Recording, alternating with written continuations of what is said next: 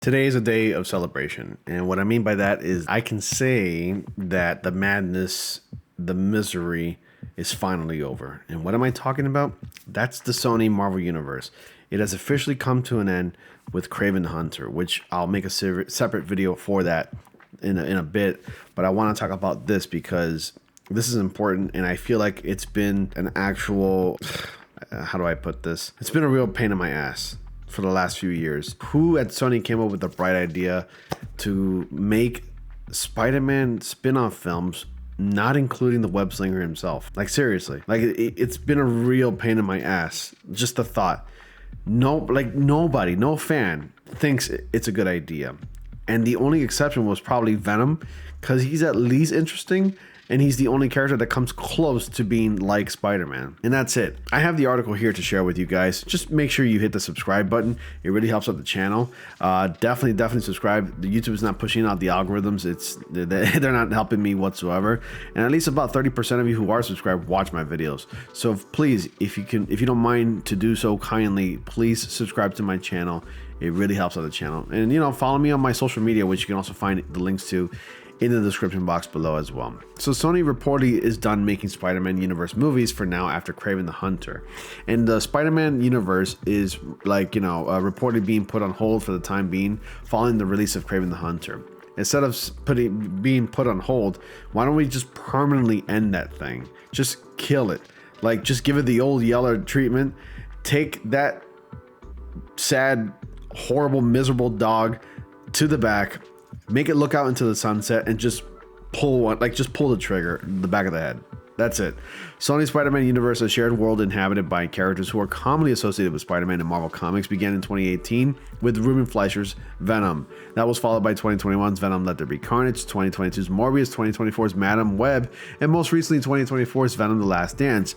The next Sony Spider-Man universe movie is Kraven the Hunter, which opens in the United States in theaters December 13, 2024. And I think some people already caught the early screening, which is why we were able to see like the actual score of that movie. So what do we know about the future of Sony's Spider-Man universe?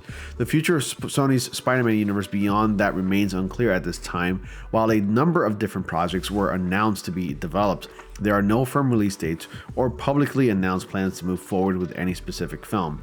I think they should just totally keep that to the Spider-Verse films, being like the actual animated Spider-Verse films. At least those movies are great, and it feels like, or excuse me, there's like a little bug there.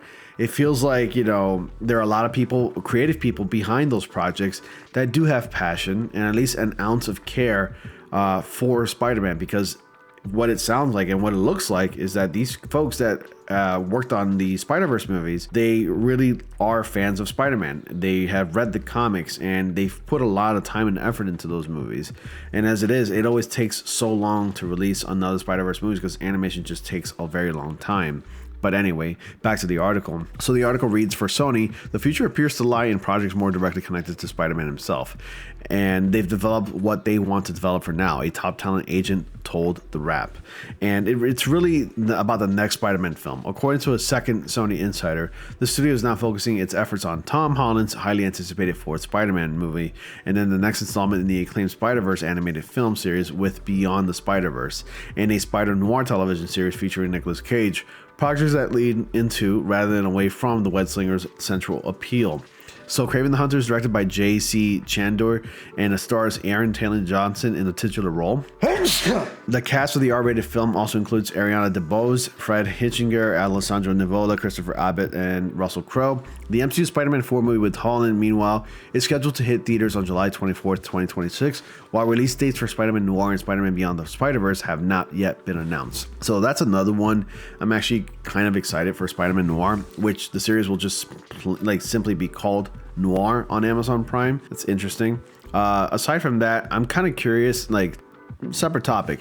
When these actors like Aaron Taylor Johnson or Russell Crowe, which is a big name in Hollywood, it's a big time actor, when they sign up for movies like this from Sony, I wonder if they even do an ounce of research as to what they're signing up for, and if this can really hurt their image. Because sometimes movies can hurt an actor's image. If they've been in a few bad apples, you know, in this case, bad films recently, no studio would want to like maybe hire them for a bit. You know, is Russell Crowe even bankable nowadays as he was like, let's say over a decade ago or so? Like we're talking about during his Gladiator days, which is like over 20 years ago. Like, do they even think about what they're signing for? Do they know the reputation that Sony has when it comes to like these horrible Spider-Man spin-off films? Like, I gotta wonder if like they even do research, but from what it looks like, they just phone it in completely.